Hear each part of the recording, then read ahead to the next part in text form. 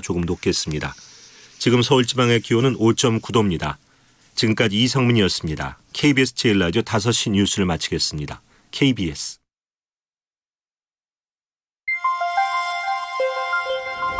대한민국 중심 채널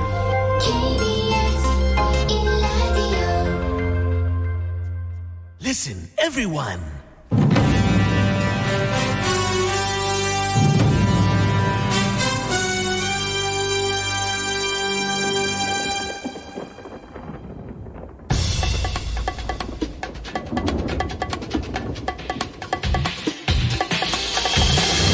라이브 비상대책위원회.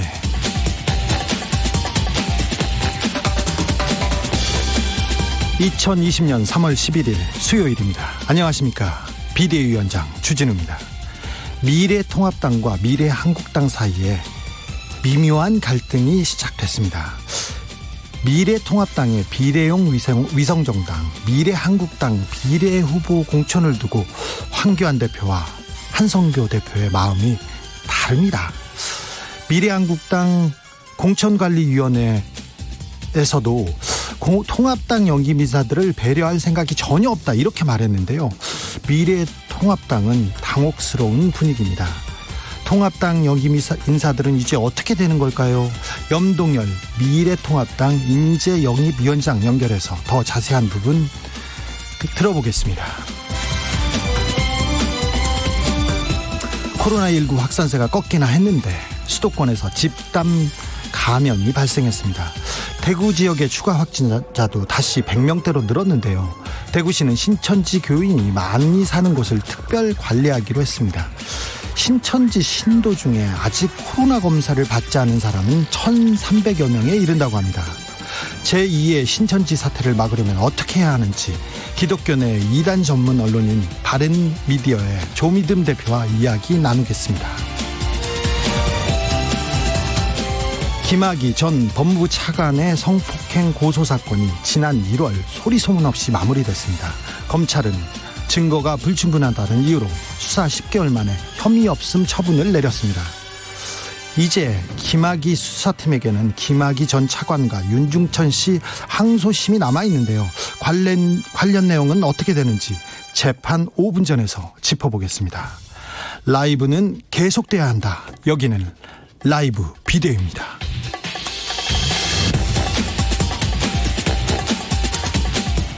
오늘도 자중자애, 겸손하고 진정성 있게 여러분과 2시간 함께하겠습니다. 오늘은 수요일입니다. 출생연도가 3이랑 8로 끝나는 분들이 마스크 구매 가능합니다. 43년생, 63년생, 58년생, 78년생들, 이런 분들 가실 수 있습니다. 벌써 약국 다녀오셨죠? 줄이 아직 깁니다. 약국 다녀오시는 길에 봄을 좀 느끼셨는지 모르겠습니다. 그런데 약국에 마스크가 몇 개나 남아있는지 실시간으로 현황을 알려주는 앱도 나왔다고 합니다. 이 마스크 재고 마스크 알림 앱 잘 되는 걸까요? 잘 되고 있겠죠? 재고가 있다는 말에 약국에 갔는데 허탕쳤다는 이야기도 들리고요. 여러분의 마스크 구매기 들려주십시오. 그리고 집에서 슬기롭게 재미있게 지내는 방법도 서로 공유해 주시기 바랍니다. 저희가 그 사연 보내주시면 추첨해서 10,000원 상당의 편의점 상품권 드리겠습니다. 샵 9730, 짧은 건 50원, 긴 문자는 100원입니다. 콩으로 보내주시면 무료입니다. 유튜브에서 라이브 비대위 검색해서 들어오시면 영상으로도 보실 수 있습니다. 그럼 오늘 순서 시작하겠습니다.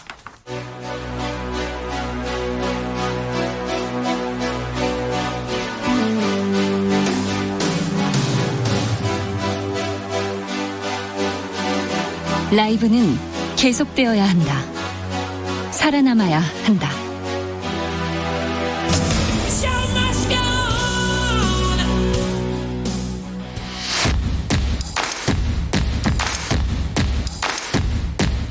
정치 뉴스 피로에서의 딱 좋은 브리핑, 뉴스 오영호.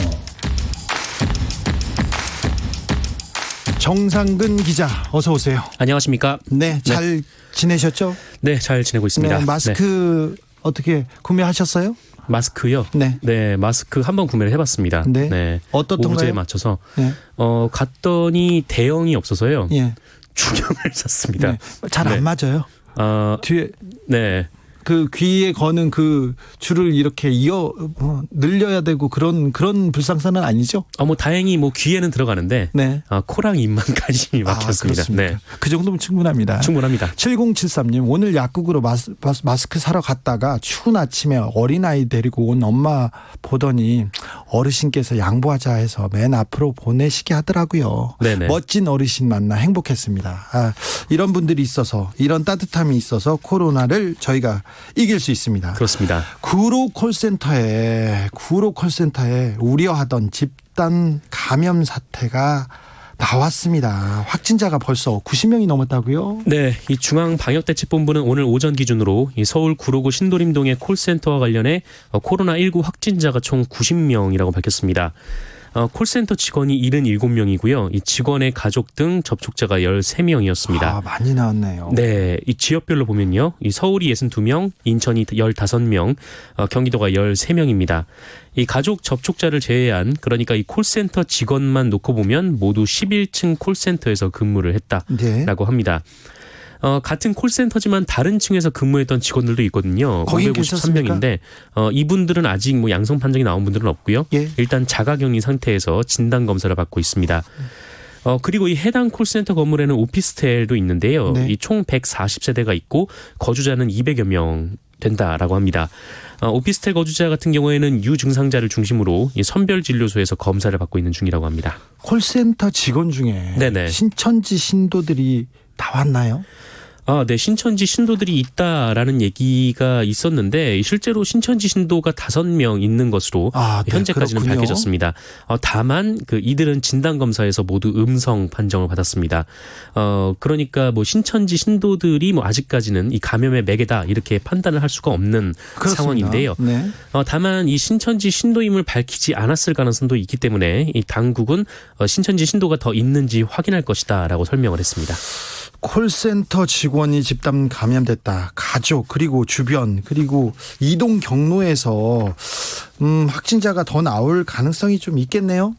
네, 그렇습니다. 뭐 이분들이 이제 대중교통을 타고 다니기 때문에 아무래도 이제 대중교통이 좀 불안한 국민분들도 좀 많은데 그렇죠. 일단 질병관리본부에서는 이 대중교통 손잡이를 주의를 하는 게 좋겠다라는 얘기가 나왔습니다. 손잡이요? 네네.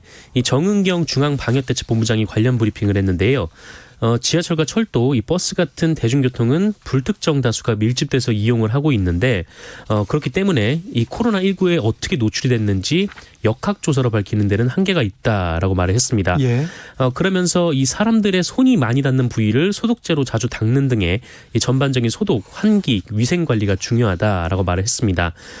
뭐 이미 뭐 버스 회사라든지 뭐 그 지하철 관계된 분들이라든지 계속 무슨 노력은 하고 있는데 이것만으로는 좀 부족하고 이 전체적인 위생 환경 관리 수준을 높이는 게 이 최대한의 방안이다라고 얘기를 했는데 그렇죠. 완벽할 수는 없겠죠. 네, 그렇습니다. 그러니까 한마디로 이제 개개인의 위생 관리도 중요하다라는 네. 겁니다.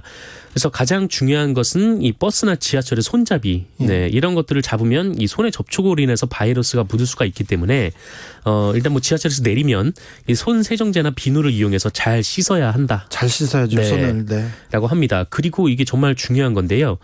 바이러스가 묻었다고 손에 묻었다고 하더라도 이게 감염되는 게 아니고 이 손으로 이제 얼굴을 만질 경우에 감염 위험성이 굉장히 높아집니다.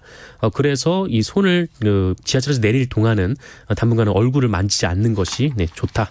네, 이렇게 얘기가 나왔습니다. 얼굴 안 만지는 게 정말 어려워요. 정말 힘들어요. 그러니 손을 잘 씻어야 돼요. 저도 이제 습관적으로 계속 안경을 올리는 그런 네. 습관이 있는데 눈을 비비거나 코를 만지거나. 네. 이 대중교통을 이용하시는 분들은 좀 주의가 필요한 부분입니다. 네. 오늘 저도 다른 데 갔는데 화장실에서 손 안 씻고 나가시는 남성분들 되게 많았어요. 네네. 그래서 안타깝더라고요. 특별히 남성분들 각별히 주의가 요망됩니다. 네. 30초. 네. 네. 30초 이상 손을 깨끗이 닦아야 합니다. 예, 방역도 걱정인데 이제 경제가 좀 더 문제입니다. 생활이 어려운 사람들이 지금 속출하고 있습니다. 정세균 국무총리가 국회에 추경안 협조를 당부했다고요? 네, 이 추경 논의가 이어지고 있는데요. 오늘 정세균 국무총리가 그 예산결산 특별위원회 전체회의에 출석을 했습니다. 정세균 총리는 이 자리에서 이 추경 편성으로 국가 재정에 대한 우려도 있으나 우리 재정 건전성은 아직 국제적으로 양호하다라면서 지금 대응하지 않으면 경제 회복이 지연돼서 나중에 더 큰 비용이 초래될 우려도 있다라고 강조를 했습니다. 네. 그러면서 이 경제 활성화에 노력하면서 이 지출 혁신, 세입 확충 등 이 재정 건전성 확보에도 소홀함이 없도록 하겠다라면서 이 추경안 처리를 당부를 했는데요. 네. 정세균 총리는 뭐 수출과 내수가 지금 가파르게 감소를 하고 있고 또 중소기업은 부품과 원자재를 조달하지 못하고 있는 상황이고 또 일자리가 지금 벌써 위협받고 있습니다. 지금 네, 해고가 그렇습니다. 지금 늘고 있고요. 그리고 집에 그 재택근무하면서 나오지 말라고 하는데 돈을 안 주는 곳이 늘고 있어요. 그렇죠. 특히 이제 대구 경북의 고통이 더욱 심각한 그런 상황인데 네. 하지만 이 미래통합당 같은 경우에는 이제 사과가 먼저다라는 입장입니다. 사과가 먼저요? 지금 그 나라가 이렇게 난리가 났는데 사과가 먼저라니요? 네, 이 추경 통과가 먼저 아니냐 이렇게 뭐 비판하는 분도 계시는데 네. 이종배 미래통합당 간사 같은 경우에는 이 문재인 대통령과 정부의 이 사태에 모든 책임이 있다는 걸 부인할 수 없다라면서 사과를 요구를 했고 예. 또 다른 의원들도 이 정부가 무능해서 추경을 요구하고 있다라거나 심지어 이제 시계를 보는 정세균 국무총리를 향해서 뭐 시계를 보지 마라 네, 이렇게 지적하기도 했습니다. 아니 시계는 봐야죠. 시간은 봐야 될 거 아닙니까? 네.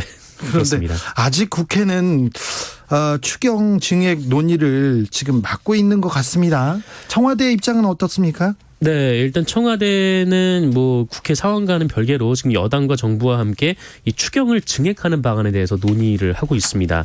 오늘 그 고위당정청 회의가 국회에서 열렸는데요.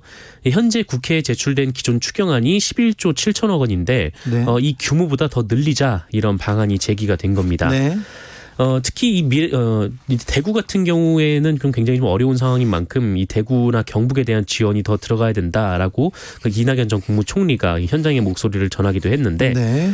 이에 대해서 미래통합당은 일단 이 선심성 예산을 삭감한 뒤에야 증액을 논의할 수 있다라면서 이 무조건 증액은 반대라고 주장을 했습니다. 무조건 증액을 반대한다. 지금 전 세계적으로 코로나 여파가 전 세계적으로 경제 공황을 불러올 수도 있다고 하는데 우리가 지금 그 민생 챙기기 위해 그리고 그 국민들의 그 살림 챙기기에 나서야 되는데 국회만 지금 다른 얘기를 하는 것 같아서 좀 안타깝습니다. 네. 권영진 대구시장 신천지와 관련설이 제기되고 있습니다. 끊임없이 제기됐는데 이번에는 조금 더 도드라져 보입니다. 네, 어제 노컷뉴스 보도였는데요. 이 권영진 대구시장이 그 신천지 위장 봉사단체로 추정되는 한국 나눔 플러스하고 지속적으로 접촉해온 정황이 포착됐다. 이렇게 보도를 했습니다. 네. 이 한국 나눔 플러스라는 봉사단체는 그 4년밖에 안 된 이제 신생 단체인데요. 현재 대구시를 대표하는 봉사단체 하나로 급성장했다라고 노컷뉴스는 평가를 했습니다. 4년 만에요? 네, 그렇습니다. 그리고 이 권영진 대구시장이 이 단체가 이 시에 정식으로 등록되기 전부터 그러니까 지난 2016년 8월 25일 발대식을 할 때부터 이미 축전을 보냈고 시작할 때부터요? 네, 그렇습니다. 그리고 지역 국회의원들도 여기에 이제 축하하는 축전을 보냈다 이렇게 보도를 했고요. 네. 그리고 한국 나눔 플러스는 시의 민간 단체로 등록을 한 뒤에 1년 만에 봉사활동 경력을 인정받아서 대구시장상을 받는 등 승승장구를 했고 또 이 단체의 최사랑 대표라는 사람은 이 대구의 시민 강사로 위촉이 되기도 했다라고 합니다. 그리고 여기에 두 사람이 찍은 사진 그리고 권영진 시장 바로 옆에서 이 최사랑 대표가 국민의례를 하는 모습 등이 이제 포착이 됐다. 네, 이렇게 보도를 했습니다. 최사랑 대표는 신천지 교인이 맞습니까? 네, 뭐 그 신천지 위장 단체라고 했는데 네. 최 대표가 이제 신천지 교인인지 여부는 좀 다시 확인해봐야 될 것 같습니다. 권영진 시장 뭐라고 합니까? 권영진 대구시장은 본인은 이제 예수교 장로의 안수 집사다라면서 연관성을 부인했습니다. 예. SNS 상에서 의도를 가지고 함부로 얘기하는 것으로 대꾸할 가치가 없다라고 밝혔는데요. 권영진 시장은 뭐 오늘 이제 관련 질문들이 나오자 이런 질문을 받아야 하고 또 해명을 해야 된다는 것에 대해서 황망하고 자괴감을 느낀다라면서 이 봉사단이 신천지와 관련이 있다라는데 뭐 어떻게 알 길이 있었겠냐 뭐 이렇게 얘기를 했습니다. 봉사단체하고는 뭐 관련이 있거나 가깝 조금 가깝게 지냈는데 여기가 신천지인지 몰랐다. 예, 네. 그런 입장이군요. 그렇습니다.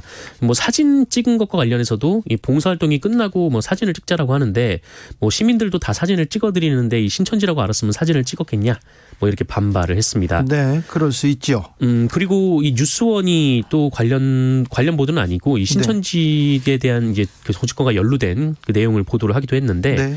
이 신천지를 탈퇴한 전직 간부 A 씨가 이 최근 신천지 관련 수사를 진행하고 있는 이 수원지검에 이 자신이 수집한 신천지 관련 자료를 제출을 했는데 어떤 내용입니까? 이 문서 중에 이 신천지가 교인들에게 당시 한나라당의 특별당원으로 가입할 것을 독려하는 내용이 담겨 있다. 예. 이렇게 보도를 했습니다. 그리고 전직 간부 A 씨는 이 과정에서 최소 5만에서 6만 명이 당원으로 가입했을 것으로 추정된다라면서 이후에 일반 교인들을 가입시키는 것이 문제가 되자 간부들만 가입하라는 지시가 있었고 그래서 본인도 당원 가입을 했다라고 밝혔다고 합니다. 이게 그 국민일보나 세계일보 그리고 CBS 처럼 이렇게 기독교 관련 매체들이 대선 때마다 그리고 큰 선거 때마다 신천지와 이 한나라당의 그 유착 소식은 이미 보도된 게 오래됐습니다. 네네. 근데 어쨌든 이 미래통합당은 계속 신천지 연관서를 차단을 하고 있는데요. 네. 과거 신천지 교인들이 대거 한나라당에 입당했다. 뭐 이런 주장이 있긴 했었습니다. 예. 신현옥 구리 이단 상담소 목사가 이런 주장을 했었는데 해당 목사를 고발하겠다 이렇게 밝힌 바도 있습니다. 검찰이 압수수색에 들어갔습니다. 마스크 원자재 사재기한 업체들에 대해서는 단호하게 압수수색에 들어갔네요. 네, 오늘 오전 이 서울과 인천 등에 있는 마스크 원단 공급 중개업체 등 10여 곳을 압수수색을 했는데 네. 검찰은 이들이 마스크 원자재를 공급하는 대가로 제조업체들로부터 마스크의 완성품을 돌려받아서 부당이익을 챙기려 한 정황을 잡고 해당 업체들의 검사와 수사관 50여 명을 보내서 원자재 거래 내역 등을 확보했습니다. 네. 그동안 이 마스크 제조업체들이 주로 중국에서 원단을 수입해왔는데 이제 수입길이 막히면서 국내 제조업체들이 굉장히 좀 중요해진 그런 상황이었습니다. 그렇죠. 네. 그런데 이 해당 업체들이 원자재를 공급하는 대가로 이 마스크를 받아서 이를 통해서 폭리를 취하려 했다라는 게 이 검찰의 주장입니다. 이에 검찰은 업체들이 물가안정법 그리고 긴급 수급 조정 조치 등을 위반한 게 아닌지 의심을 하고 있는데요. 이 물가안정법에 따르면 이 관련 행위를 하면 2년 이하의 징역 또는 5천만 원 이하의 벌금에 처하게 됩니다. 뭐 신천지에 대한 수사에 좀 미온적이죠. 검찰이. 네네. 그런데 마스크 사재기나 마스크 원자재를 빼돌리는 이런 수사는 지금 열심히 하고 있습니까? 네, 계속 진행 중에 있습니다. 네. 근데 아직 뭐 기소가 됐다라는 얘기는 없는데 일단 수사는 이어지고는 있습니다. 경찰이 경비업법 계도 기간을 연장하기로 했다는데 이게 무슨 의미죠?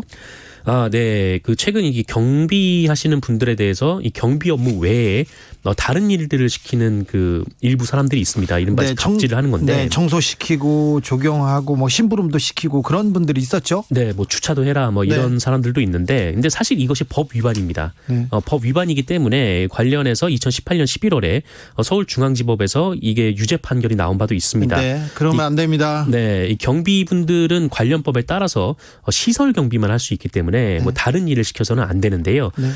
하지만 이 경찰은 이런 현행 법규에도 불구하고 이 그동안 대부분 아파트 단지에서 경비원들이 이런 일들을 오래 해왔기 때문에 좀 단속을 하지 않았었습니다. 예. 근데 그게 이제 좀 문제가 됐던 것이죠. 네. 그래서 경찰이 이제 단속을 하겠다, 6월부터 단속을 하겠다라고 했는데 그 계도 기간을 또 연장을 해버렸습니다. 아, 그렇군요. 네. 그래서 어쨌든 일선 경찰서에는 이렇게 되면은 뭐 나름 고민이 있는데 이른바 이제 경비를 하시는 분들에 대한 또 해고가 이어지지 않을까.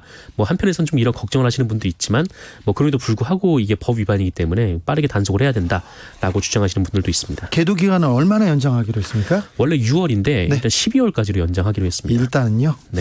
여기까지 하겠습니다. 뉴스 오영호 정상근 기자였습니다. 감사합니다. 고맙습니다. 0226님, 코로나 때문에 사람들을 못 만나니 문자로 연락하는 횟수가 많아졌습니다. 독수리 문자 타법이었는데 하도 친이 많이 늘었네요. 아, 네. 이건 뭐 이제 문자도 하시고 전화도 하시고 편지도 한번 써보세요. 3330님, 아이들과 동네 산 다녀왔어요. 미세먼지도 없고 날도 너무 좋아서요. 산에서 내려오다가 고라니인지 노루인지 또 몰랐는데 누굴 만났네요. 그래요. 산 다녀오니 하루가 금방 가네요. 이거 좋은 그 아이디어인 것 같습니다. 그 산에는 코로나19 없습니다. 사례는 그리고 전파될 가능성도 없고요. 그래서 가족들과 등산 저는 추천합니다. 외부 외출을 자제하라고 하는데 아무튼 산에 가는 건 괜찮지 않을까 그 생각해 봅니다. 1918님 오늘 아침 출근길에 차창 밖을 내다보니 언제 피었는지 모르게 하얀 매화꽃이 벌써 만개가 되었더라고요. 매화 피기 시작했습니다. 너무 코로나 얘기만 듣고 있다가 꽃이 피는 줄도 몰랐어요. 이제 봄이 왔나 봅니다. 봄이 기어코 오고야 말았습니다. 그러니 좀 바깥을 좀 둘러보십시오. 그러면 이 따스한 바람도 느껴보시고요. 0379님 집에 있는 시간이 대부분이라 저희 집은 이틀에 한 번씩 청소를 합니다. 하셔야죠. 청소. 한 번은 뒷베란다, 한 번은 앞베란다, 안방, 작은 방 이렇게 하다 보니 집도 깨끗해지고 버릴 건 버리니 집도 넓어졌네요. 장롱 밑에서 동전 몇 개도 득템했답니다. 이분은 굉장히 알뜰형인데 이거는 좀 쉽지는 않아요. 쉽지는 않은데 굉장히 좋은 방법인 것 같습니다. 청소 열심히 하면 시간도 잘 가고요. 운동도 됩니다. 0916님 방송 잘 듣고 있습니다. 대구에 살고 있는 59년생 남자입니다. 내일 마스크 살 수 있는 날인데 집에 여유분이 있어서 사러 가지 않으려고요. 누군가 꼭 필요한 한 분이 더 살 수 있겠죠. 대구는 힘들어요. 대구는 힘들지만 이렇게 뜻깊은 이렇게 따뜻한 대구분들이 있기 때문에 대구는 금방 코로나를 이길 수 있습니다. 교통정보센터로 가겠습니다. 공인혜 씨. 네, 이 시각 교통정보입니다.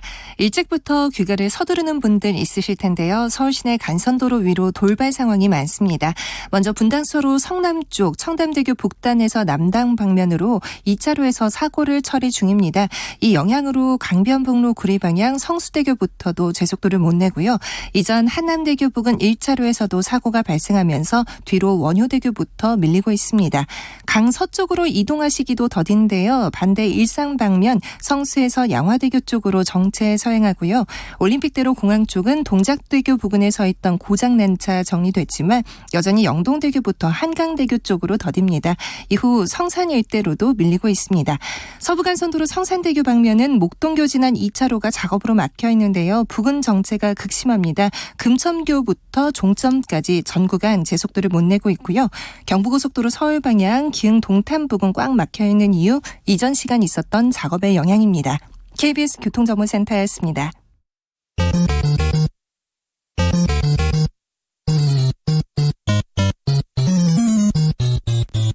KBS 1라디오 라이브 비상대책위원회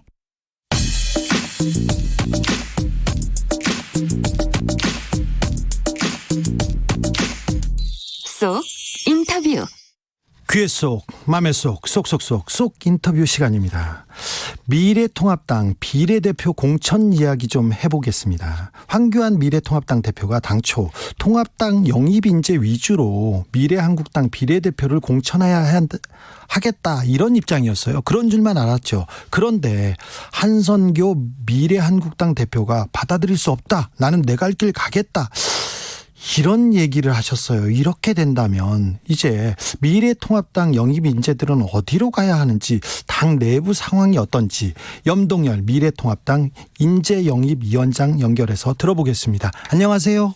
네, 안녕하십니까. 네, 고생이 많으시죠? 네네, 조금 그렇습니다. 네, 미래통합당 인재영입위원장님 맡고 있습니다. 네. 그 인재영입이 굉장히 성공적이라는 평가가 있습니다. 아, 그렇습니까? 감사합니다. 네. 민주당에 비해서도 공천을 잘 하고 있다. 물갈이도 성공했다. 이런 평도 있습니다. 네네. 아니, 잘한다고, 의원님 잘하셨다고요? 감사합니다. 고맙습니다. 네. 이번, 인재 영입은 저희들 당이 사실은 국민에게 새로운 혁신과 새로운 정치를 보여주기 위해서는 예. 인재 영입에서부터 시작돼야 한다는 생각을 갖고 있었습니다. 따라서 그렇죠. 국민 참여라고 하는 부분과 국가 경영이라고 하는 부분에 있어서 국민 참여는 국민 속에서 있는 영웅들 어떻게 보면 바르고 올바르게 살아오면서 헌신해 오신 분들을 우리가 저희들이 찾았고요.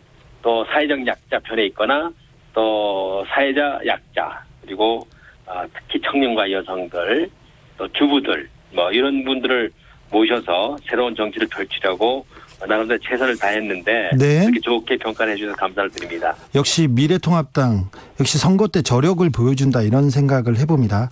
미래통합당 비례대표 인재 공천 원칙은 어떻습니까? 미래통합당의 그 공천 원칙이라면 저희들 비례를 말씀하시는 그렇죠. 거죠? 이제 지역을 네, 비례요. 저희들 그 미래통합당의 공천 원칙은 사실 없고요. 네, 저희들이 영입된 인사들이 저희들이 공천을 내지를 못하다 보니까 예, 지역으로 나가시는 분도 계시고 또 비례대표로 나가실 분들은 아마 탈당이나 네, 또 미처 입당하지 않은 분들은 미래한국당에 아마 원서를 내시고 또 나름대로의 경쟁력 속에서 비례대표의 꿈을 가지시는 걸로 이렇게 알고 있습니다. 네. 저 미래한국당이 저 비례를 위한 위성정당이라고 볼 수 있는데요. 미래통합당에 네. 그런데 좀 입장차가 있습니까?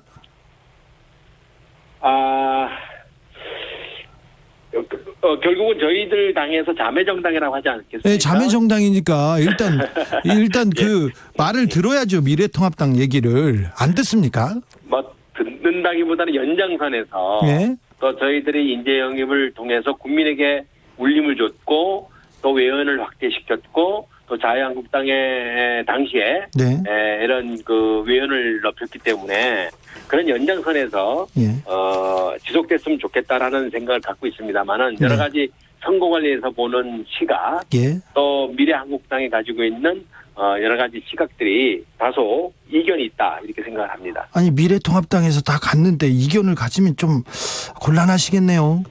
좀 안타까운 면은 있습니다만은 어쨌든 선거법상의 여러 가지 규정을 준수하고 예.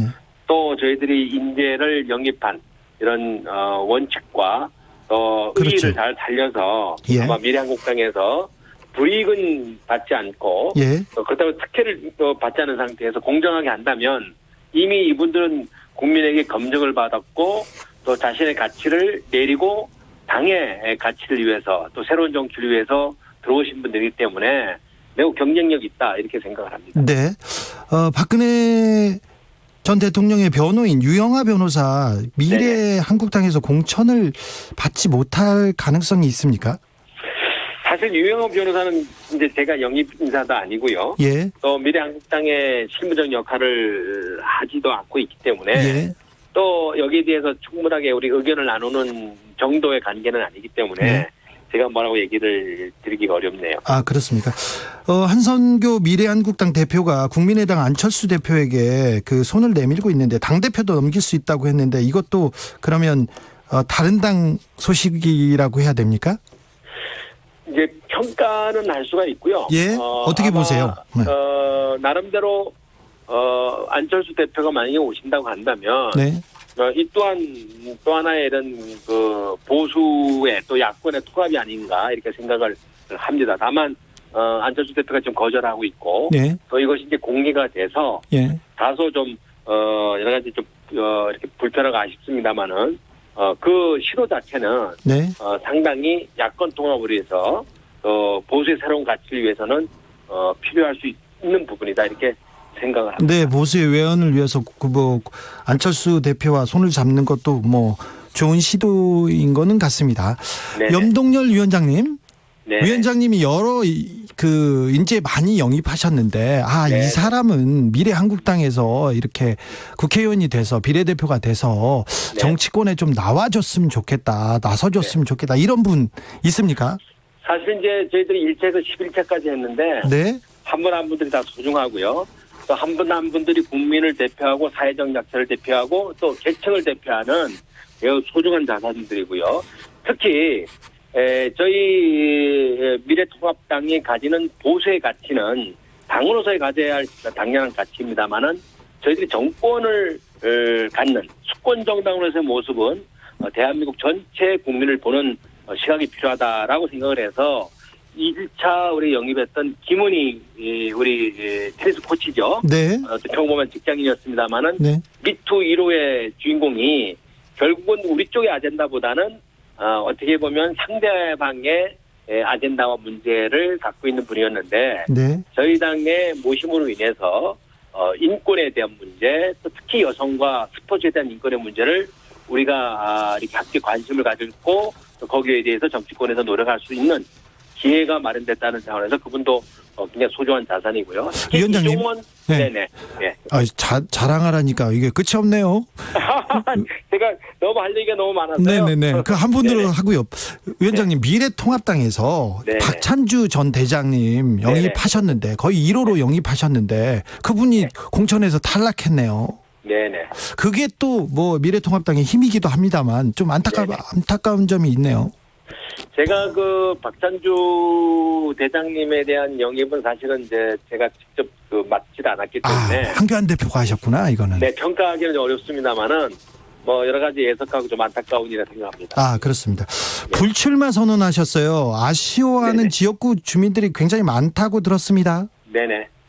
네. 네. 나름대로 이제 국회 의정 활동이나 지역 활동 열심히 해왔다고 생각합니다. 예. 그러나 폐광지의 일이 있어서 예. 여러 언론에 보도가 됐습니다만 특히 폐광지의 자녀들이 우선 채용할 수 있는 강원랜드에 네. 시험 문제로 인해서 제가 재판을 받고 있죠. 그렇죠. 따라서 악법도 법이라는 생각을 갖고 있고요. 예.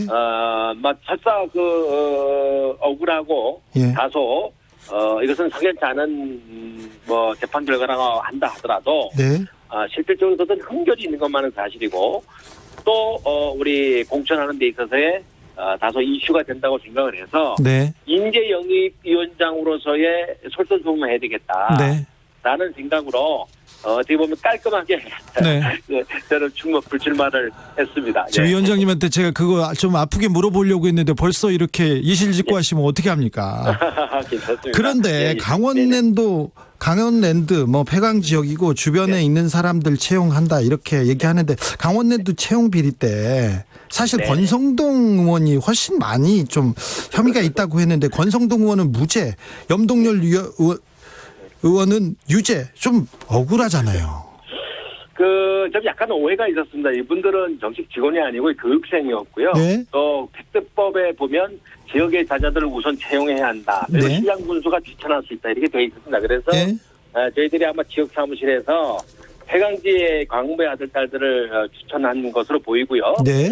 그리고 그것이 이제 직권남용이나 업무방해라고 해서 재판을 받았습니다만은 네. 저는 오해에 또 충분한 설명이 되지 않았다 이렇게 보고 있고요. 국회의원으로서 지역 주민의 자녀들을 취직시켰다고 하는 것이 저는 이토록 이제 크게 형벌을 받을지는 좀 몰랐고요. 아이고, 네. 다만 사실 열심히 했습니다. 열심히 했고 네. 또 공정하게 그 지역의 청년들이 지역의 여러 가지 팩트보로 만들어진 강원랜드에 입사를 해서 경제 활동을 해야 한다는 것이 우리 강원랜드의 설립 목적이기 때문에 나름대로 충실하게 해왔다 이렇게 생각을 하고 있고요. 네, 의원님. 대한민국 청년들에게는 네. 다소 뭐 편법이나 네. 또 어떤 위법을 통해서 한 것이 아니라 네. 폐광지의 자녀들을 보호하고 네. 또 폐광지의 경제를 위해서 불가피하게 네. 지역에 이런 여러 가지 추천도 있었고 네. 또 함께 관심을 갖는 분들이 많았었다 하는 데에서 이해를 해주시길 바랍니다. 네. 뭐 전국 청년이 다 이해할 수는 없겠지만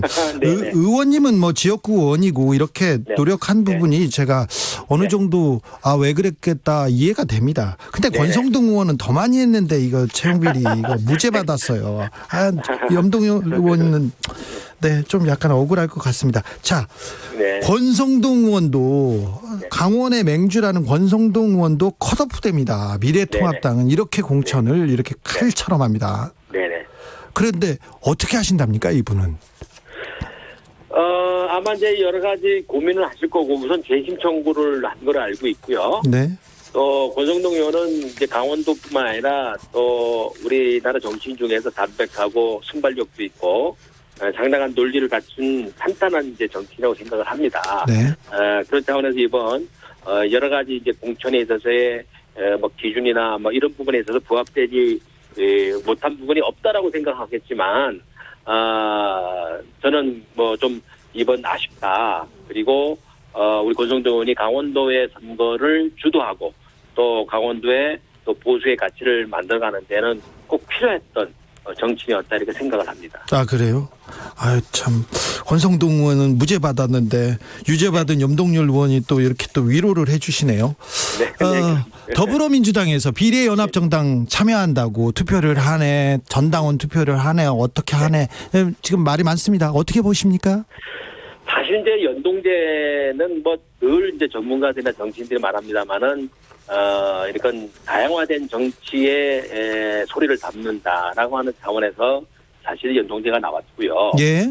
어떻게 보면 다당제의 이제 이런 구조가 만들어지는 거 아니겠습니까? 예. 그럼에도 불구하고 그런 의의를 살리기 위해서 연동제를 만들었는데, 네. 그때 이제 가장 수혜자가 이제 정의당이 아니었겠습니까? 그런 줄 알았죠. 예, 그런 줄 알았는데, 네. 저희들은 아마 이 연동제에 대해서 이런 폐해가 있으니 반대를 했던 당이고. 처음에 반대했죠, 계속해서. 예, 민주당과 4+1 이런 걸 찬성하면서 실제 좀 밀어붙인 거죠. 우리가 좀 더 국민의 소리를 듣고 또 미래 지향적으로 우리가 정치를 봤어야 되는데. 네. 그래서 이제 우리 미래통합당에서는 불갑을 실제 반대를 하다가 여기에 대안의 정당으로 사실 만들었는데 네. 이 부분에 대해서 민주당에서 많은 공격을 하셨죠. 네. 그러면서 다시 비례연합당을 만든다, 또 비례민주당을 만든다고 하는 것은 어쨌든 논리에 대한 충돌, 그리고 패시스트를 통해서 연동제를 시도했던 그 의의의 충돌, 그리고 이것을 비난하고 또 고민했던 민주당으로서 그 일을 다시 되풀이하거나 새로 만든다고 하는 것은 이러한 상식과 또 우리 정당 정치에 있어서의 이런 충돌들이 저는 상당히 이해하기가 좀 어렵다 이렇게 생각을 합니다. 위원장님 약간 말이 길어지세요. 잘 이게 비판하기가 조금 약간 좀 그런 것 같습니다. 우리 주 앵커님께서 말씀하시는 내용 중에서 네. 제가 또 분명히 말씀을 드릴 거는 해야 되겠다고 생각이 때문에 길어져서 죄송합니다. 아닙니다. 네네. 오늘 이야기 감사합니다. 저를 좀 가끔 불러주세요. 네네. 나와주십시오. 네. 네네. 자주 나오겠습니다. 저는. 네네. 또 나와주십시오. 지금까지 네네. 속 인터뷰 염동열 미래통합당 인재영입 위원장이었습니다. 감사합니다.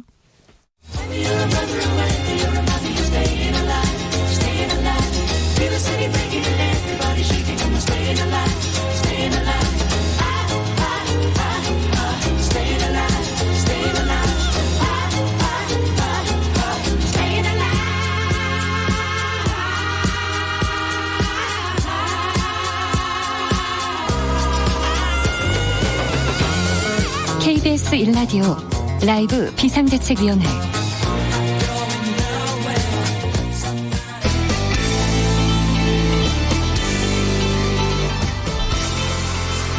딱 5분이면 됩니다.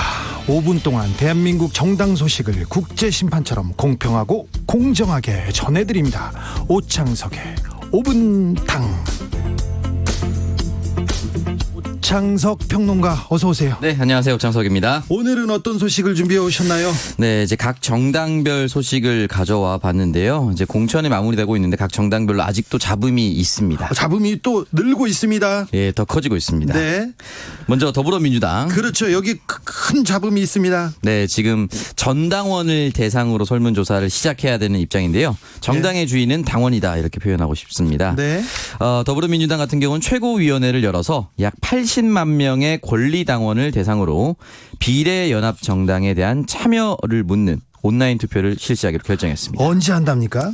일단은 내일 오전 12일 오전 6시부터 13일 오전 6시까지 24시간 동안 이 총선에서 21대 총선에서 비례연합정당 합류 여부에 대한 찬반을 묻겠다라고 발표했습니다. 이 찬반을 묻겠다. 여기까지 가는 길도 우여곡절이 많았습니다. 특별히 의원총회에서 좀 이거 반대하는 목소리도 적지 않은 걸로 보이는데요. 예, 맞습니다. 이해찬 대표가 전당원 투표를 거쳐서 결정한다라고 얘기했고 네. 함께 회의에 참여했었던 김혜영 최고위원 같은 경우는 명분은 없고 실익은 의심스럽다라면서 반대 의사를 분명히 했습니다. 여기에 반대 의사도 좀 있어요. 네. 예, 그리고 김두관 의원이라든지 김영춘 의원, 특히 PK 지역의 의원들이 강한 반대 의사를 표현하고 있습니다. 그래도 뭐 전당원 투표를 붙이겠다고 하는 거는 민주당 지도부가 비례연합정당 일로 가겠다 이런 생각을 굳힌 것 같습니다. 네, 일단은 사실 뭐 지도부가 완강하게 하고 싶지 않았다라면 네. 전당원 투표까지 가지도 않았겠죠. 네. 미래통합당은 어떻습니까? 네, 미래통합당도 서서히 이제 공천 잡음이 커지고 있는데요. 예. 일단 먼저 강원 강릉을 지역구로 둔 권성동 의원이 컷오프가 됐습니다. 네. 권성동 의원이 재보궐로 들어와서 3선을 했거든요. 예. 이 지역에 맹주입니다. 네, 맞습니다. 아, 권성동을 컷오프 시키다니 참 미래통합당 공천 진짜 심상치 않고 어찌 보면 선거공학적으로는 잘한다 이런 얘기를 들을 만도 합니다. 예, 이런 맞습니다. 평이 많습니다. 예, 맞습니다. 여기에 홍윤식 전 행정자치부 장관을 단수 공천을 했는데요. 네. 여기에 대해서 김영호 공관위원장은 시대강을 건너려고 하면 밟고 지나가야 할 다리가 필요하다. 라는 표현을 썼습니다. 김영호 위원장이 준비해놨구나 멘트를. 그랬더니 권성동 의원은 뭐랍니까? 즉각 반발했고요. 네. 컷오프 소식이 전해진 지 10분 만에 네. 국회 정론관에서 기자회견을 열었습니다. 이는 강릉 시민을 철저히 무시한 있을 수 없는 일이다라고 얘기를 했고 무소속 출마도 불사하겠다라고 이야기를 했습니다. 일단은 재심을 신청해 둔 상태입니다. 사실 그 강원랜드 채용 비리 그러니까 단군 일의 가장 큰 채용 사기 사건이라고 하지 않습니까? 네. 거기에 주범이라고 지목되던 분인데 검찰이 사실은 수사를 열심히 안 했습니다. 네. 그 문무일 검찰총장 시절이었는데 네. 수사를 열심히 안 하셨어요. 검찰은 열심히 안 하고 그래서 재판부에서는 무죄가 나왔습니다. 염동열 의원은 유죄가 나오고 그런데 무죄가 나왔음에도 불구하고 미래통합당에서 이렇게 컷오프 시킨 걸 보면 국민들의 정서, 청년들의 반감 이걸 누그러뜨리기 위해서 굉장히 노력한 처사라고는 보입니다. 네, 또 다른 맞습니다. 분도 있습니까? 네, 강효상 의원이 지금 현재 서울 중구 성동갑 지역구에 이제 공모를 했는데요. 네. 여기에 김진 전 중앙일보 논설위원과 네. 진수희 전 보건복지부 장관 3인 경선이 돼버렸습니다. 원래 됐어요? 사실 단수 추천 지역이었거든요. 그런데 강효상 의원을 네. 단수 추천했다가 예. 갑자기 김진 전 중앙일보 논설위원과 진수희 전 보건복지부 장관은 그쪽에다 투입했군요. 네. 그래서 강효상 의원 같은 경우는 이는 짜여진 판 위에서 나를 들러리 세우는 네. 사천을 벌이는 것이 아니냐라고 이야기를 남겼습니다. 네. 거기도 쉽지 않네요. 네. 정의당은 조금 머리 아픈 소식이 있네요. 네, 정의롭지 못한 정의당 비례대표 이렇게 얘기를 하고 싶은데요. 그래요? 일단 비례대표 1번 유호정 후보에 대해서 27살. 예, 맞습니다. 여성 청년. 네. 그 구색은 굉장히 좋습니다. 예. 그럼 반드시 국회 원내 진입해야 된다고 보는데요. 네. 다만 학교를 다닐 때 게임 동아리 회장이었습니다. 예. 그렇다면 이 게임에 대해서 굉장한 애정이 있는데요. 네. 자신의 아이디를 다른 사람에게 빌려줘서 이른바 대리 게임을 시켰습니다. 아니 컴퓨터 게임을 네. 남이 좀 할 수도 있죠. 그게 그렇게 큰 문제인가요? 근데 사실 이 게임이 이게 하나의 아이템이라든지 이런 것들이 굉장히 돈도 많이 오고 갔고 노력도 오고 갔고 네. 그 인생이 투영됐다라고 게임하는 사람들은 그렇게 얘기를 하거든요. 그래요? 그래서 이게 대리게임 처벌법이 2019년 6월에 제정되기까지 했어요. 처벌법이요? 그렇게 그 게임 업계에서는 이게 중요한 엄청난 겁니다. 범죄까지 이렇게 의심되고 그렇습니까? 네, 맞습니다. 그래서 이 프로게이머 출신 황희두 더불어민주당 공천관리위원은 쉽게 비유하면은 대리시험에 걸렸다고 보면 된다. 그래요? 예, 다 강하게 꼬집었고요. 민주당과 미래통합당 역시 논평을 내고 비판했습니다. 네. 그렇군요. 민생당 파열음이 곳곳에서 납니다. 네, 민생당 역시 비례연합정당에 대해서 의견이 엇갈리는데요. 네. 바른미래당계의 김정화 공동대표는 절대 해서는 안 된다라는 이야기를 남겼고 대한신당계의 유성혁 공동대표는 심도 있는 논의가 필요하다. 민주평화당 출신 박주현 공동대표 역시 제3지대 선거연합을 통해 남국을 돌파해야 된다. 이런 이야기를 남겼습니다. 다 이 민생당은 다 따로 얘기를 하셔가지고요. 복잡합니다. 네, 아직까지는 정리가 안 된 상태입니다. 네. 국민의당 소식은 다음번에 전해주십시오. 네, 알겠습니다. 3분 순삭으로 가겠습니다.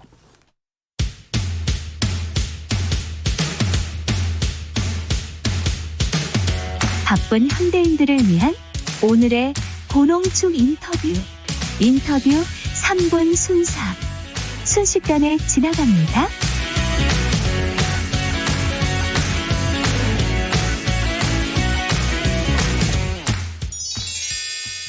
오늘의 3분 순삭 인터뷰. 서울구로구 콜센터 내에서 코로나19 집단 감염이 확인되면서 유사한 구조와 업무 특성을 가진 전국 각지의 콜센터가 또 다른 코로나19 진원지가 되는 것 아닌가 하는 우려를 낳고 있습니다. 터질 게 터졌다고 말하는 10년차 콜센터 근무자의 설명을 통해 콜센터의 업무 현실에 대해 들어보겠습니다.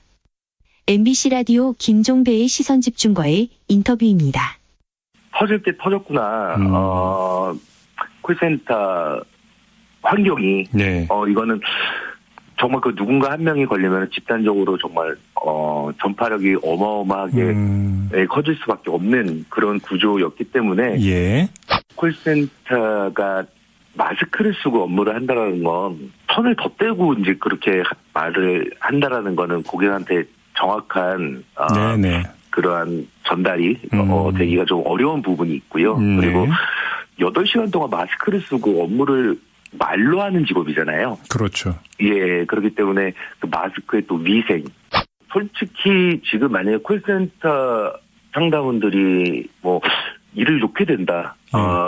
만약에 그렇게 된다라면 정말 엄청나게 많은 일들이 마비가 될 거예요. 일을 논다라는 거는 상상할 수는 없을 것 같아요. 네. 지금 이러한 부분들이 발생이 됐다라고 해서요.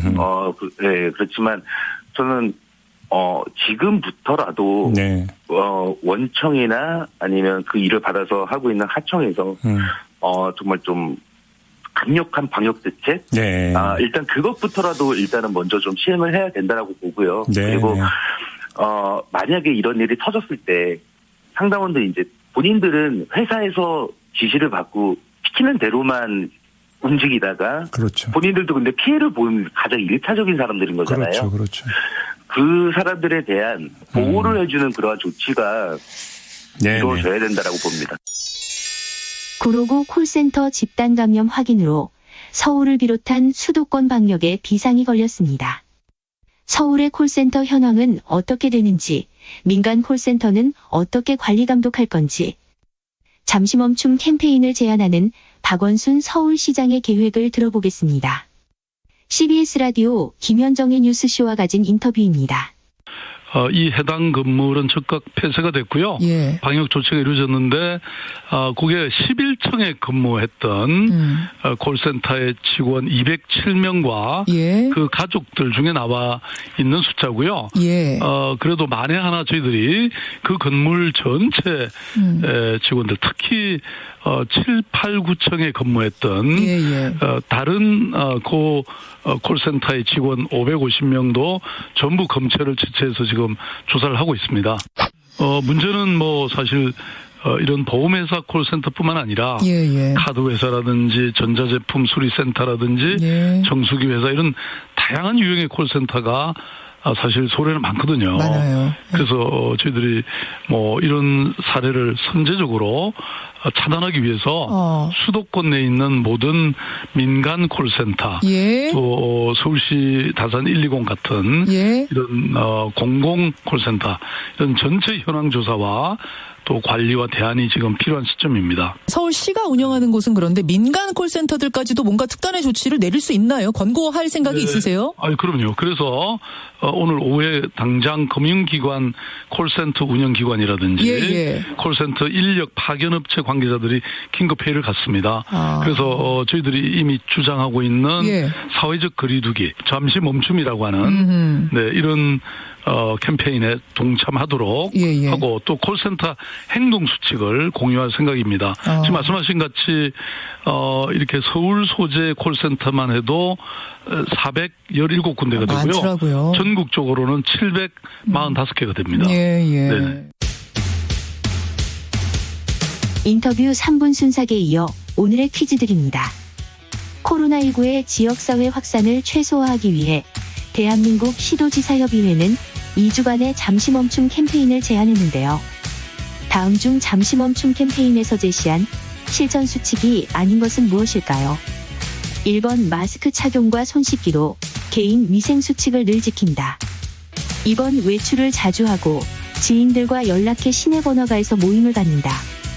정답 보내시는 방법은 문자로 샵9730, 짧은 문자 50원, 긴 문자는 100원, 콩으로 보내시면 무료입니다.